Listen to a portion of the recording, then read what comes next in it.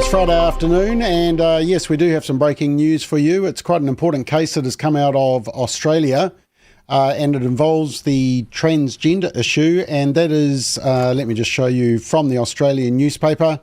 A transgender woman has won discrimination case over an app for girls. Yep, that's right. Ms. Tickle, who underwent gender-affirming surgery in 2019 and now is female on his birth certificate, argues that he was discriminated against on the grounds of gender identity by an app called Giggle. And the app, this is the app here, it's just talk freely, just for females. But apparently now dudes can come on to the app for females. This was decided in the federal court in Australia. And Simon, there you are. You actually had a discussion with the founder of the Giggle app by the name of, what was her name?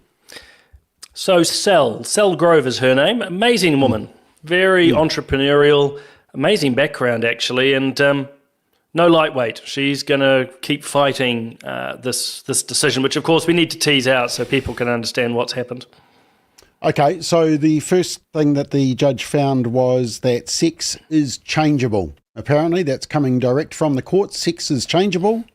And apparently there wasn't direct gender identity discrimination, but there was indirect gender identity discrimination. What does that mean?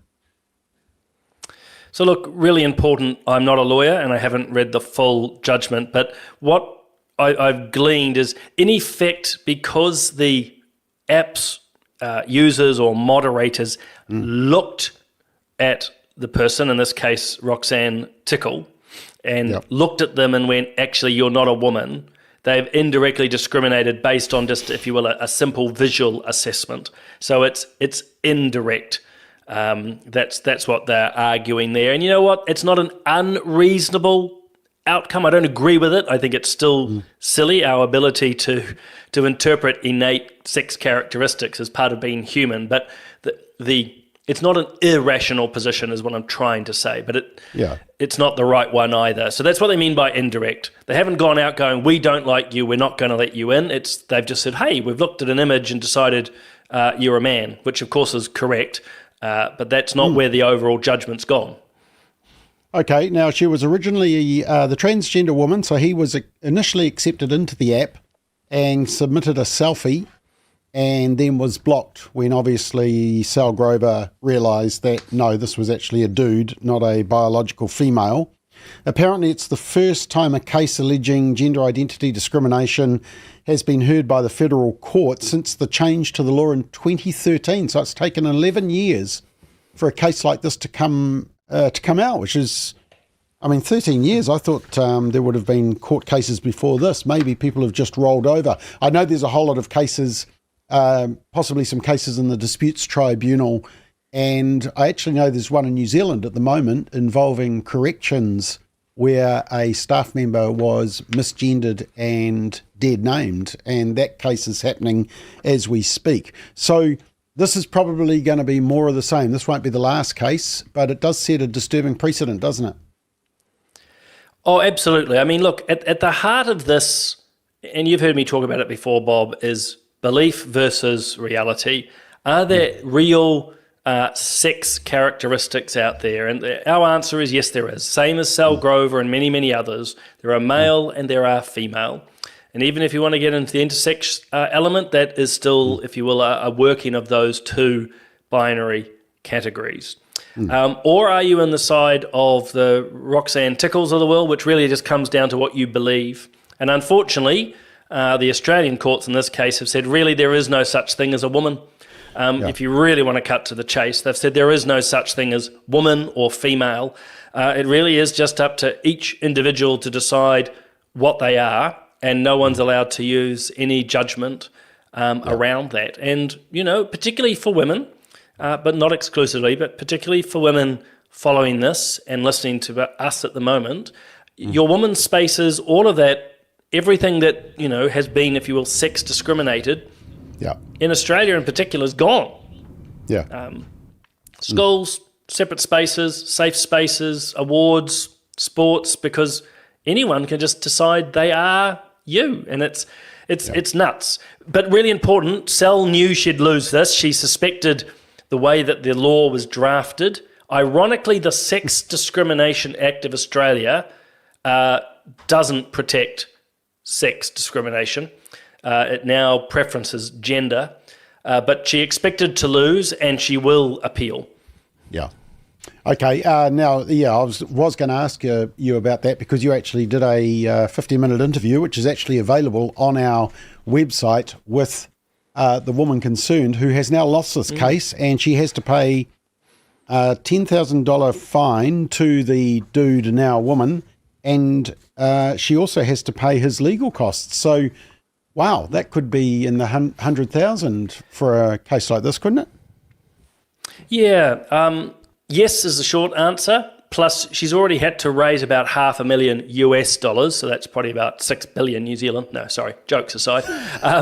She already had to raise about half a million Australian to fight this case, and now she'll need, I suspect, millions more to take it to the next level. I don't fully understand the tiers of the Australian system, but yeah, it's exceptionally expensive. But I come back to what I just said, Bob. At the heart of this is, does someone's belief trump observable reality? And the Australian courts have just said, yes, it does.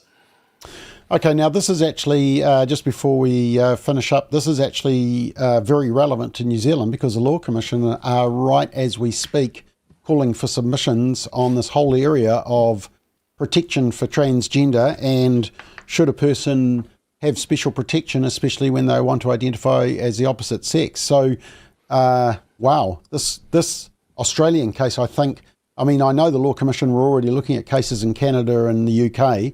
Now they've got an Australian case to add to the pressure that is going to be on the Law Commission to say, oh, well, we need a law like this as well. And woe betide if you say things like only women can get pregnant. I mean, that could soon be a form of hate speech, which is weaponized under the Human Rights Act as discrimination, couldn't it? Yeah, absolutely. Look, a couple of really quick things to understand. I mean, first and foremost, we want to respect all people. But the moment you start going down anti-discrimination line based on gender, it crashes immediately into anti-discrimination based on sex, or the ability to speak freely. So rights crash, and you've seen again that's just happened in Australia. The rights for women to have women's spaces has been trumped by the rights of men in this case to believe they're women. You're dead right. The Law Commission in New Zealand is asking and doing a review into this very space at the moment. If people look up the Law Commission's website, or even just jump onto Family First pages, we can put the links up. You are very welcome to submit your thoughts around this. I think it's really, really important that people do, because the third point, and Bob, you've highlighted it, this all just has a progression in and of itself. They look to overseas jurisdictions and say, well, they've done it. And even if they change laws here and say, look, this won't affect your ability to speak, it will, because any law will be taken and stretched way, way further than what it initially intends. Okay, I just think probably the most disturbing part of the judgment, which the Australian has reported, the newspaper, says that the judge found that sex is changeable. I mean, it wasn't that gender is identifiable, but it's actually that sex is changeable, which, well, in my view, is a complete myth, and I'm happy to go on record and sue me, but sex is not changeable. We are created male and female. So that's a disturbing, those three words in this judgment should disturb us all, shouldn't it? Yeah, look, it's ludicrous. It's just not scientific. It's not empirical. It's not observable. But what it's doing, Bob, and they do it all the time, is it's conflating the notions of sex and gender. They are two very different things. Sex is binary. Gender is basically whatever any of us want it to be. It's a construct. Yeah. It is. Yeah.